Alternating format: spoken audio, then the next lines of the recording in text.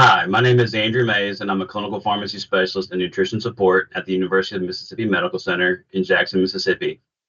Today's course is just one in a series of subjects brought to you by Channel 1 on-demand nutrition education. Today, we are looking at multi-chamber bag parenteral nutrition.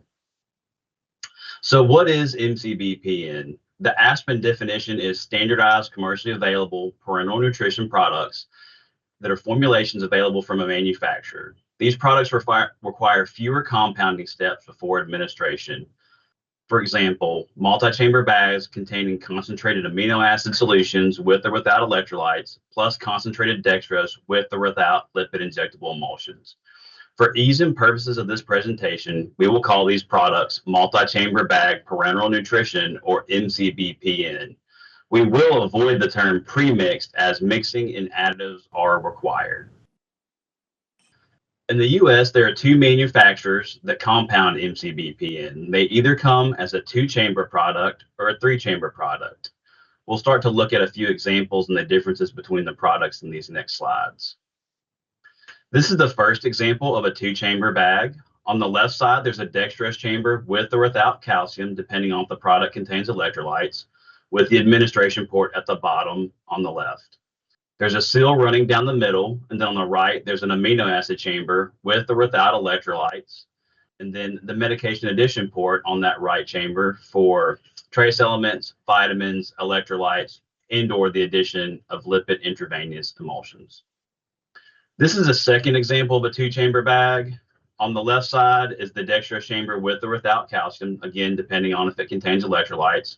But the administration port in this product is on the right side. The medication addition port is on the left side for your trace elements, vitamins, and electrolytes, with that seal still running down the middle of the 2 chambers, and the amino acids with or without electrolytes on the right side. This is an example of the 3-chamber bag, with the dextrose chamber at the top in the shape of an L. The ILE chamber is on the left side. And of note, the port outlined in red is not used for addition or administration of this PN product. The middle chamber contains electrolytes and amino acids and has a white port with an arrow toward the bag for additives. And then the dextrose chamber has a blue port that is used for infusion with an arrow away to signify infusion to the patient. Here's a comparison of the MCB-PN products here in the US with the 2-chamber in the first column and the 3-chamber in the second column. You can see, as far as venous access route, there's peripheral and central line formulas available for both products. The 2-chamber has amino acid and dextrose. The 3-chamber has amino acid, dextrose, and ILE.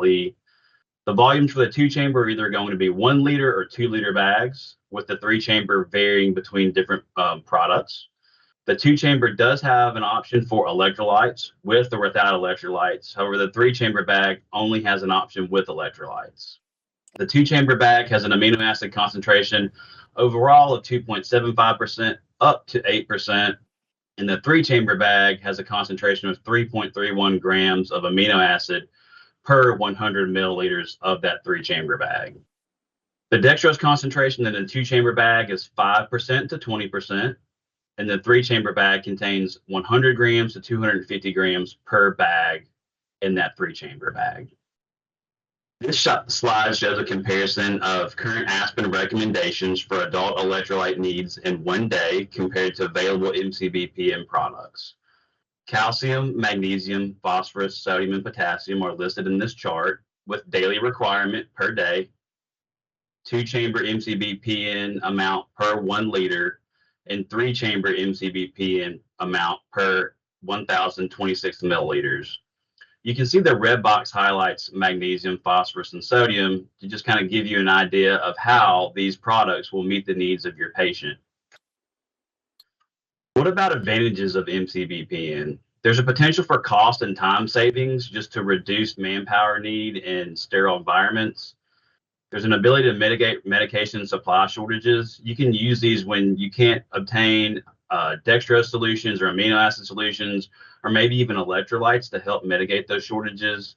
There's a potential for reduced errors and increased safety as long as your staff is educated and your nursing staff is also educated on how to administer these appropriately. And it's comparable nutrition delivery for compounded PN for most patients. I mean, you can make these fit most any patient that you have. We've used it in a lot of our ICU patients as well. What about disadvantages of MCB-PN? There are fixed amounts of macronutrients and electrolytes, and those could limit use in patients that have large amounts of protein needs or large amounts of electrolyte needs. There is a potential for waste and inappropriate hang time if your nursing staff is not educated appropriately. Patients often do not receive a whole 1 or 2 liter bag. So that amount of bag that is remaining at the end of a day at 24 hours has to be discarded in a new MCB-PN hung. There's a potential for confusion if you use compounded PN and MCB-PN, and they're still not complete out of the box. So they still need proper activation in a sterile environment and addition of additives such as multivitamin and multi-trace elements. Some safety considerations for MCB-PN: activation and addition of additives must be done in a sterile environment. You really need to calculate the amount of macronutrients and micronutrients and electrolytes actually delivered to the patient. So the patient typically will not receive the whole bag of MCB-PN. And so you really need to know how much each patient is receiving as far as electrolytes, macro, and micronutrients. You should utilize manufacturer-specific recommendations and data for compatibility and stability. So this falls under addition of electrolytes, looking at calcium phosphate solubility curves, in addition of lipid injectable emulsion. You should also ensure MCB-PN administration is appropriate. Do not hang longer than 24 hours, even if you have remaining product left in the bag, and utilize FASPEN PN filter recommendations to filter these with 1.2 micron filters. What about questions around MCB-PN? What about patients that may have issues tolerating MCB-PN? I know these will be discussed further in a second session. Those with large electrolyte or amino acid requirements, those who are volume restricted, or those with acute or chronic renal failure. So what if your institution has a lot of patients like this? Can you utilize MCB-PN with a larger amount of macronutrients? And so the prescription of these products is based on amino acids. So patients with large amino acid needs could be addressed with MCB-PN containing a higher amount of amino acids. What about patients that have large electrolyte needs? You could potentially supplement electrolytes outside of the MCB-PN to address insufficient electrolytes from the MCB-PN bag. And then what about patients that may have renal failure or elevated electrolytes?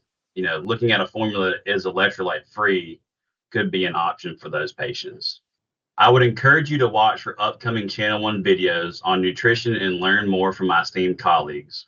My colleague Phil Ayers will be reviewing tailored and individualized nutrition support using multi-chamber bag PN soon. Have a great day, and thank you.